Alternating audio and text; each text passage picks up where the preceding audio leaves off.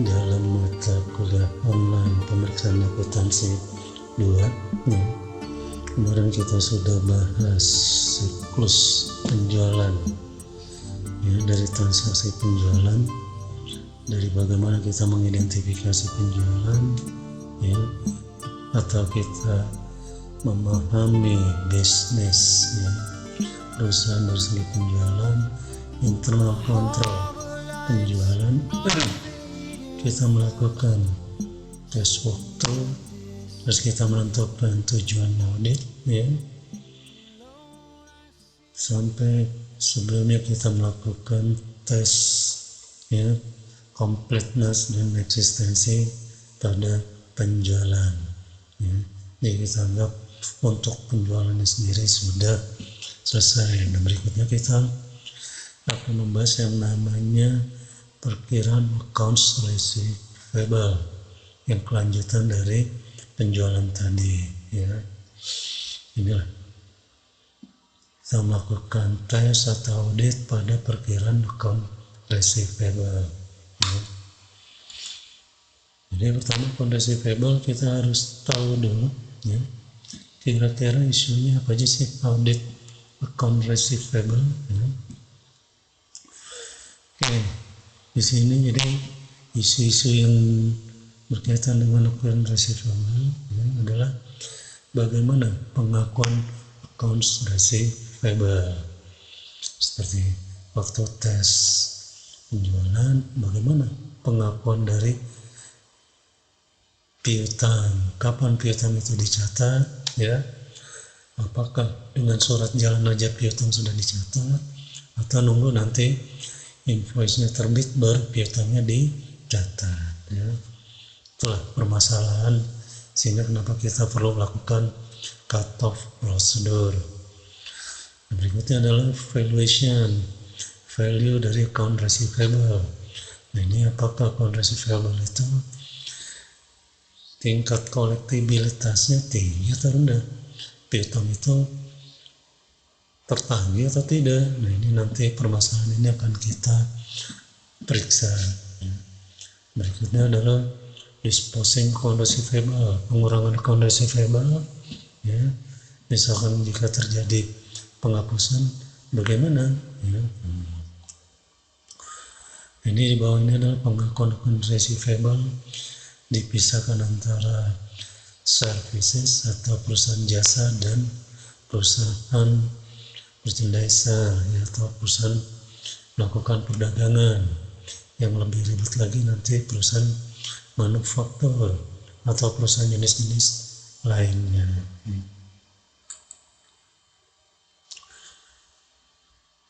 Ini nanti kita akan bicara ya, valuation dari piutang, itu nanti bagaimana dia membentuk apa, menetapkan uncollectible accounts-nya. Maka di sini nanti tolong pelajari kembali tentang intermediate accounting ya.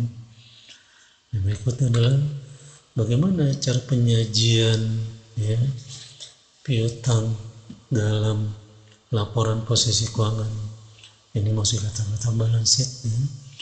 Jadi dalam presentasi atau penyajian dalam laporan keuangan dalam LPK ya. Ini contohnya penyajiannya adalah seperti ini, laporan posisi keuangannya, cash-nya 20, account receivable 100, supplies 2.500 ya, fixed asset 3 juta, jumlahnya adalah 3120 500 ya. Ini bagaimana penyajian account receivable seharusnya ya. Ini dia ya. Jadi seharusnya account receivable itu ya disajikannya, atau bisa kadang-kadang disajikannya dalam bentuk net ya, ini sudah netnya, atau dia penyajiannya bisa dipecah menjadi account receivable nilai grossnya dikurangi dengan nilai allowance-nya ya. Jadi sini net accounts receivable ya. Inilah yang diminta oleh PSHK yang berlaku ya, yang sekarang ini berlaku. Jadi di sini fondasi kabel itu harus dikurangi atau perusahaan wajib membentuk penyisihan piutangnya ya. Jadi mau nggak mau ini nanti perusahaan akan ya menghitung bagaimana ya penyisihan piutangnya. Itu bagian yang penting-penting dalam penyajian laporan keuangan atas piutang. Nah sekarang tujuan auditnya seperti yang kita bahas kemarin ya. Jadi tujuan audit dari piutang adalah eksistensi dan valuation ya. Nah berikut audit prosedurnya adalah, kemarin kita sudah bahas, audit prosedurnya adalah kalau eksistensi itu melalui pengiriman surat konfirmasi, dan untuk valuation-nya maka kita melakukan tes pembentukan allowance, di mana informasi yang kita butuhkan adalah adanya ya perusahaan harus punya yang namanya hedging schedule ya. Nah untuk pembahasan pertama kita bahas dulu tentang ya konfirmasi. Jadi di sini dalam prosedur pemeriksaan piutang, konfirmasi ini menjadi penting ya. Biasanya auditor baru pertama masuk ke dalam perusahaan pasti akan menyiapkan yang namanya surat konfirmasi ya. Sekarang ini ada ya pandangan dari auditing standar yang di Amerika dibandingkan dengan internasional. Jadi kalau kita mengacu pada Amerika, United States, maka konfirmasi ini kebutuhan konfirmasi ini harus ya, maksudnya mau nggak mau harus dilakukan gitu. Tapi kalau menurut internasional itu tidak mesti, tapi juga sebetulnya internasional juga maksudnya ingin menekankan juga bahwa konfirmasi itu perlu dilakukan ya. Karena kalau tidak dilakukan ini maka auditor harus benar-benar dia membuat argumentasinya ya. Jadi mau nggak mau dalam praktek ini mau versi United atau internasional atau IFRS ini pasti konfirmasi ini tetap dilakukan ya. Walaupun internal kontrolnya kuat sekali, tapi biasanya auditor akan melakukan ya pengiriman surat konfirmasi ya. Jadi sebetulnya gimana sih surat konfirmasi itu? Jadi surat konfirmasi adalah auditor akan mengambil sampling ya dari piutang atau dari daftar piutang yang ada ya. Akan mengambil sampling untuk piutang-piutang yang akan dikonfirmasi. Nah prosedurnya gimana waktu mengirim konfirmasi? Jadi caranya adalah auditor menyiapkan contoh surat konfirmasinya, maka dari yang diambil sampling itu beserta contoh suratnya diserahkan ke manajemen. Nanti manajemen akan menyiapkan atau mengetik surat konfirmasi tersebut di kop surat perusahaan ya. Dan di konfirmasi ini nanti akan ditandatangan oleh manajemen ya. Setelah surat itu jadi nanti baru diserahkan ke auditor untuk dikirim kepada customer yang dituju ya. Ini untuk konfirmasi sendiri ya, ini ada dua jenis biasanya ya. Satu yang namanya konfirmasi positif, kedua konfirmasi negatif. Konfirmasi positif ya ini biasanya cocok tidak cocok ya, ini harus dijawab.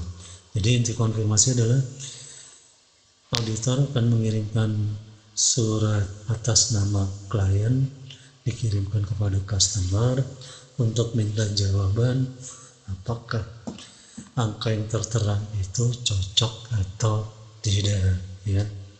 Ini untuk kita memutuskan nanti jawabannya cocok tidak cocok jawab, atau kita minta cuma yang tidak cocok aja. Nah, ini kalau kita minta cocok tidak cocok terus dijawab, maka kita akan kirimkan konfirmasi positif. Kalau kita hanya ingin dapat jawaban dari yang tidak cocok saja, maka kita akan mengirimkan konfirmasi negatif, ya. Jadi sini konfirmasi positif, cocok tidak cocok, jawab, jumlah individual, jadi item yang akan dikonfirmasi ini jumlahnya besar dari segi nominalnya, ya. Ini biasanya internal kontrolnya agak lemah, jadi kita harus memastikan ya dari jumlah yang ini minta jawaban dari si customer apakah angkanya cocok tidak, ya. Dan mereka juga debiturnya tidak banyak, ya, nggak sampai ribuan, mungkin cuma sampai ya 50-an lah bawah, ya. Ini konfirmasi negatif, auditor cuma ingin jawaban yang tidak cocok saja. Nah, biasa jumlah yang dikonfirmasi ini nilainya kecil-kecil. Terus internal kontrolnya biasanya lebih baik, ya. Jadi auditor itu cuma memastikan yang tidak cocok saja yang menjawab. Nah, tapi biasanya debiturnya banyak, ya. Ini problemnya. Jadi di sini karena debiturnya banyak, jumlahnya kecil-kecil, ya, angkanya. Jadi diperlukan jawaban yang tidak cocok saja, ya. Ya.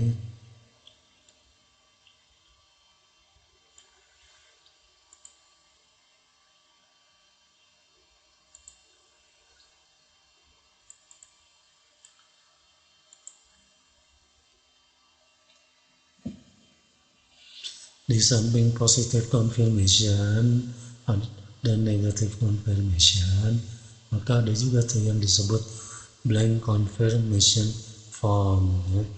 Jadi di sini yang dikirim itu adalah kosong angkanya, ya. Jadi kalau yang positive confirmation, negative confirmation itu disebutin angkanya. Tapi kalau yang blank confirmation itu tidak disebutkan angkanya. Jadi angkanya adalah kosong. Jadi auditor cuma minta jawaban dari customer berapa sebetulnya angkanya di sana, ya.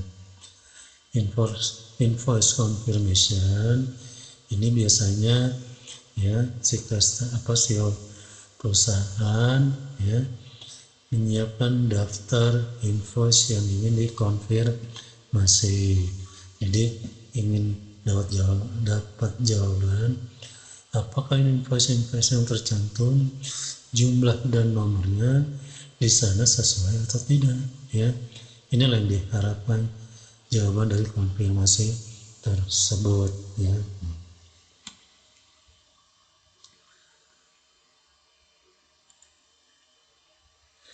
Ini contoh konfirmasinya, nanti kita lihat contoh yang lebih ini, ya.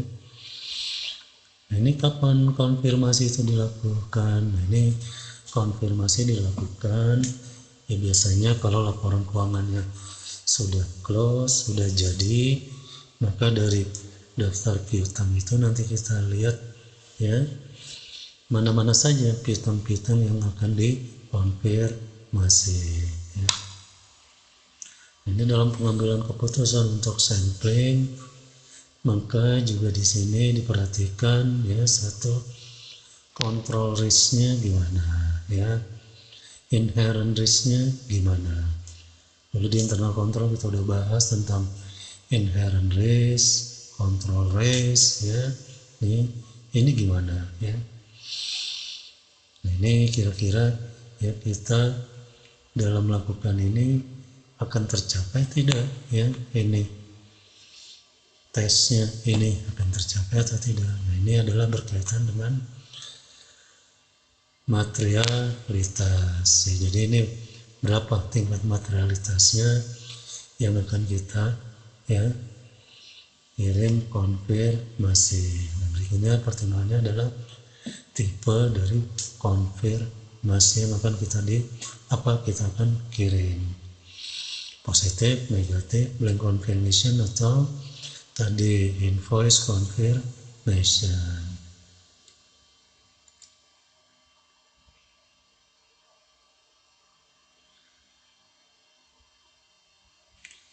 Ini terkadang juga dalam praktek ini auditor kadang-kadang dapat jawabannya tidak yang original, tapi si customer minta bagaimana kalau dikirim lewat email, ya, atau dikirim, ya sekarang ada medianya misal WA atau media yang fax, ya.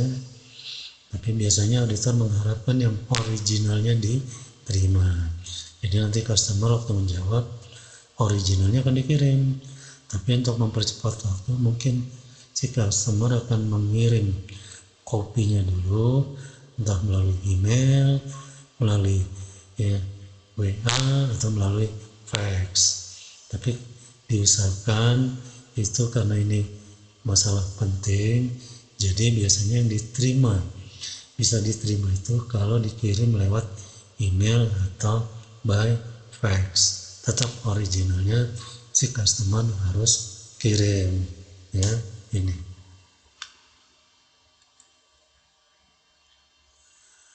Nah, ini juga nanti dari jawaban konfirmasi ini mungkin gak semuanya dijawab, ya. Nah, ini untuk ini pembahasannya nanti kita bahas lebih lanjut bagaimana menghadapi konfirmasi yang tidak dijawab, ya. Nanti kita lihat di kertas kerjanya, ya.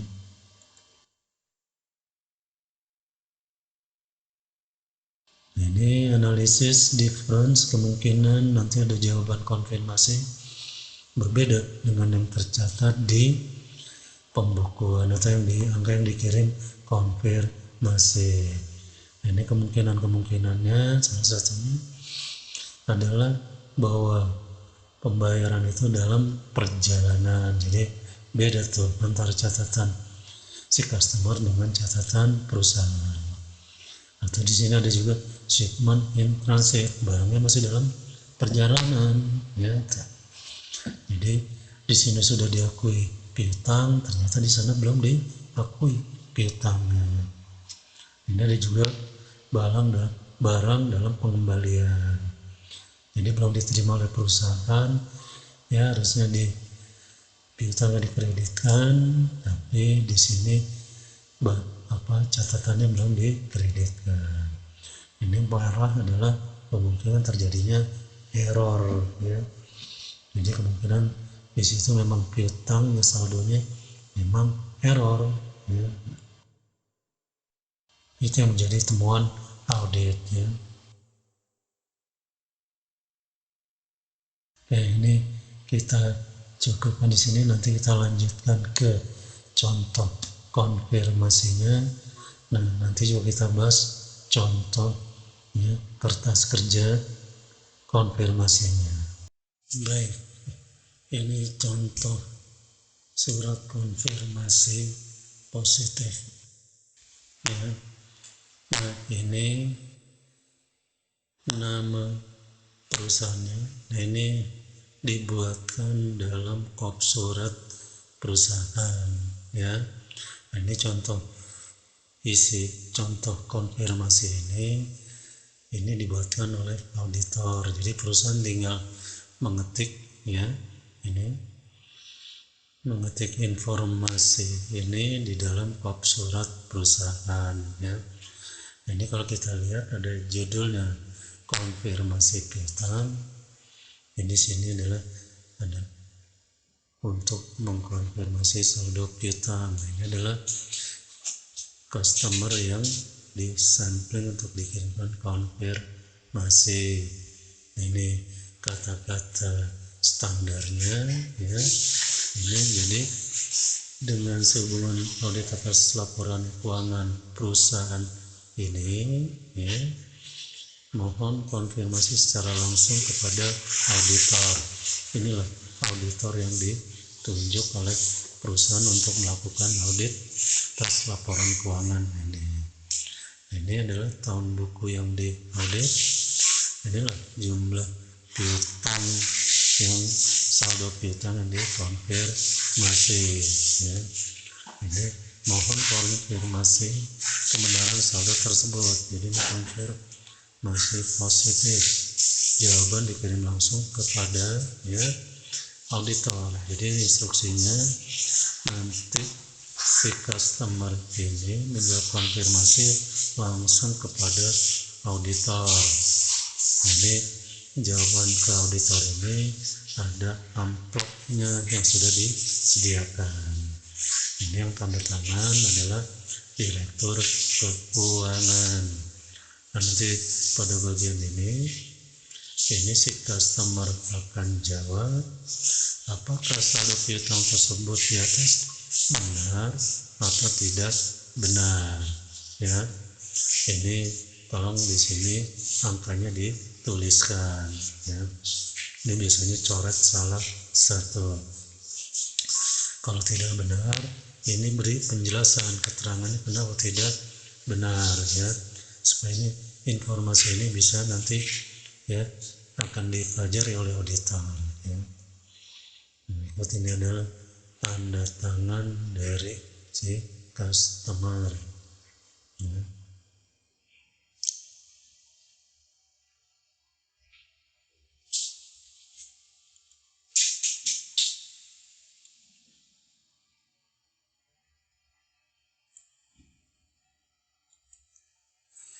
Nah, berikutnya adalah contoh dari konfirmasi negatif ya. Jadi konfirmasi negatif ya, hampir sama dibuatnya dalam surat perusahaan, intinya sampai sini sama informasinya, tapi di sininya kalimat di sini yang membedakan antara positif dengan negatif. Jadi jika saldo tersebut tidak sesuai, mohon penjelasan. Jadi di sini harapannya adalah jika kalau saldonya tidak sesuai, ya, ini tolong dijelaskan, penjelasannya dikirim kepada auditor, ya. Ini sama tanda tangan direktur, ya. Nah ini nanti saldo piutangnya ya, yang tidak benar, nanti jawabannya seperti apa. Nah ini tanda tangan si customer ya, nanti jawabannya dikirim langsung kepada auditor ya. Inilah dua jenis konfirmasi yang biasa diterapkan dalam praktek ya. Selanjutnya kita akan mempelajari bagaimana kertas kerja konfirmasi ya. Baik, kita lanjutkan pembahasan kita. Nah ini bagaimana caranya kita melakukan sampling untuk konfirmasi piutang ya. Nah kebetulan ada kertas kerjanya. Inilah pertama rincian piutang ya. Ini piutang perusahaan ya, PT Klibet Rente. Ini tahun bukunya tahun 2014 seperti contoh yang sebelumnya ya. Nah ini dari daftar piutang ini ya, ini bagaimana kita ingin melakukan ya tes eksistensi. Jadi ini kita akan lakukan tes eksistensi atas piutang ini ya. Maka kalau kita melakukan tes eksistensi langsung ke invoice-nya, mungkin ini akan banyak makan waktu ya. Tapi auditor biasanya ingin mempercepat kerjanya. Jadi untuk saldo piutang ini maka akan paling cepat kemana? ya kalau kita meriksa ini ke invoice-nya lama. Nah ini pasti kan piutang ini ada customer-nya. Customer kan punya pembukuan juga.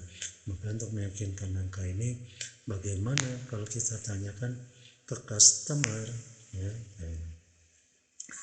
Nah sekarang bagaimana resminya tuh kita nanya ke customer.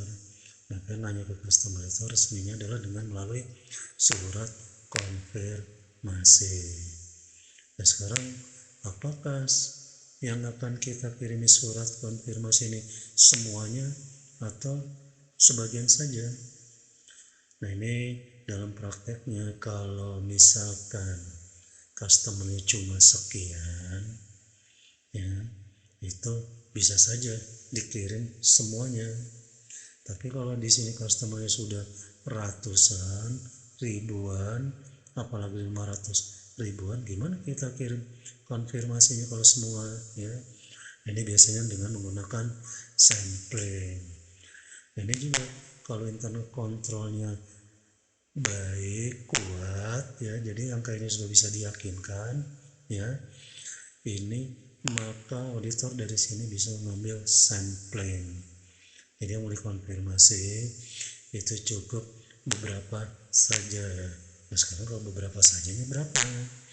Nah biasanya kalau aset ini paling tidak auditor akan mengirim konfirmasi sebanyak 80% dari nilai ini ya.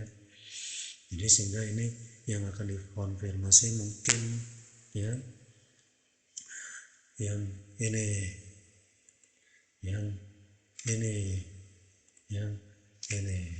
Jadi konfirmasi yang angkanya gede-gede aja gitu ya. Yang kecil-kecil ngapain dikirim konfirmasi? Jadi sini tandai ya, kasih tick mark ini select to confirmation ya. Dari sini kita sudah select confirmation. Dari sini baru nanti minta perusahaan untuk mengetikkan surat konfirmasi tadi. Ini bisa saja biasanya auditor antara positif atau negatif, biasanya auditor lebih suka pakai yang positif ya. Jadi jangan takutnya kalau negatif, oh karena dia nggak jawab berarti udah oke dong, sama dong. Nah biasanya auditor untuk menghindari pertanyaan itu maka biasanya mengirim konfirmasi positif. Nah bagaimana kelanjutannya? Nah dari sudah kita select to confirmation, maka ini akan dimasukkan ke kertas kerja konfirmasi.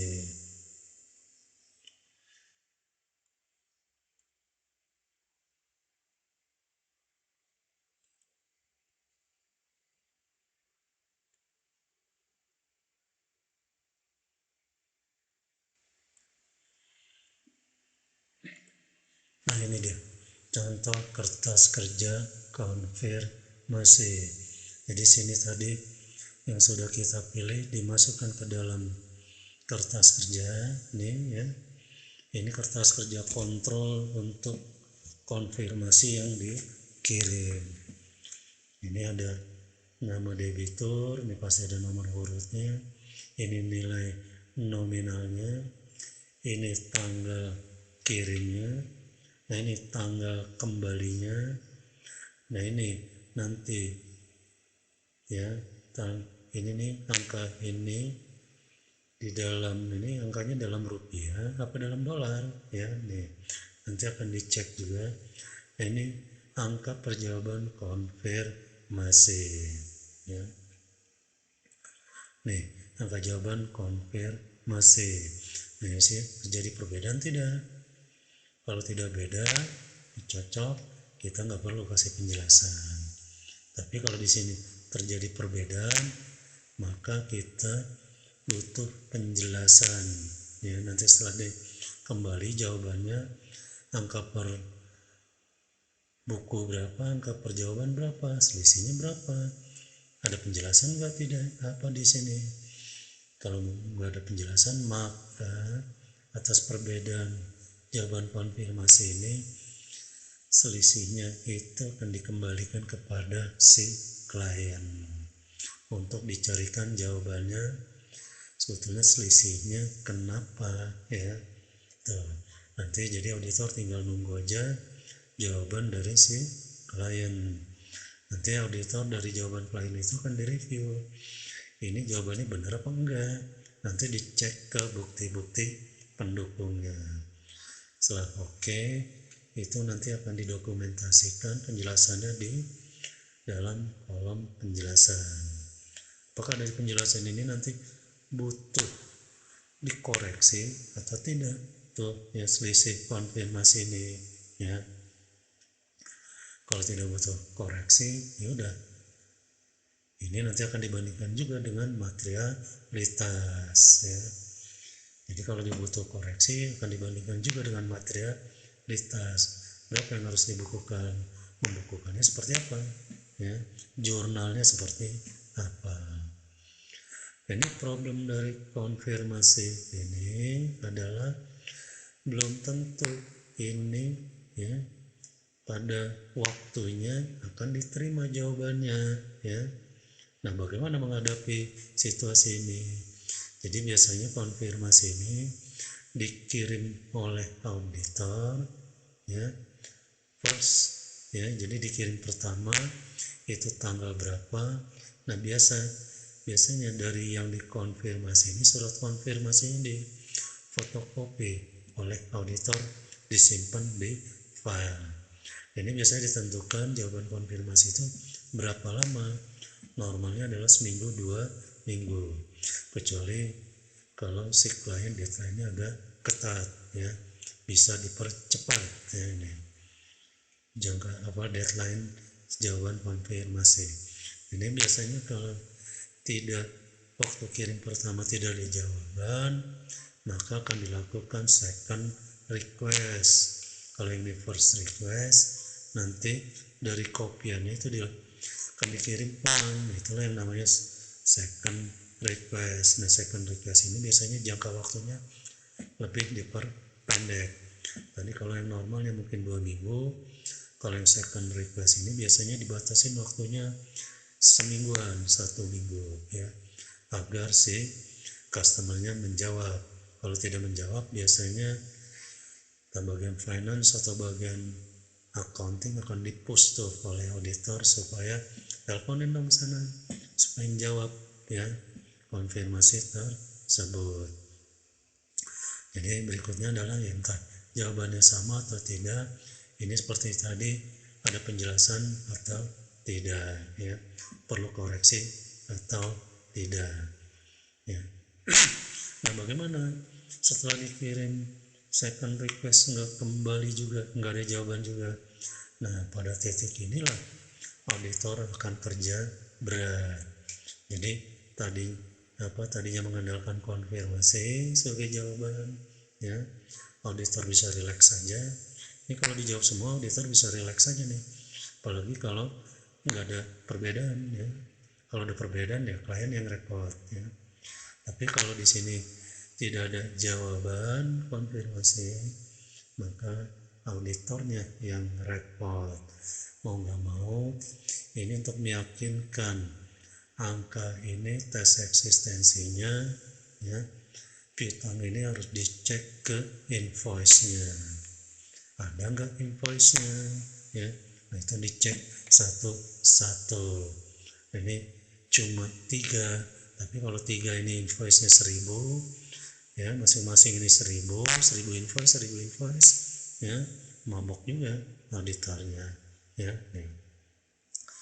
Apalagi kalau yang dikonfirmasi ini banyak dan nggak ada yang kembali itu jawabannya, itulah auditor kerja berat ya. Sini auditor mulai pusing, apalagi kalau deadline-nya ketat ya. Inilah kertas kerja konfirmasi ya. Jadi kontrolnya adalah di sini. Jadi kalau sini sudah selesai, maka auditor akan mengambil kesimpulan dari ya pemeriksaan piutang dari segi eksistensi dengan melakukan confirmation request. Bagaimana hasilnya ya? Apakah piutang itu dapat dianggap wajar atau tidak ya? kita. Untuk selanjutnya ini kita akan pada online berikutnya kita akan bahas tentang test valuation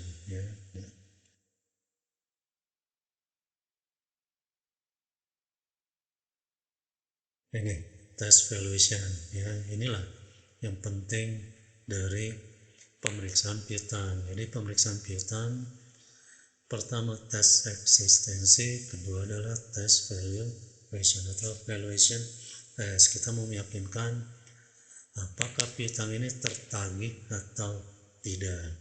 Ini kita akan ketemu di online berikutnya. Terima kasih.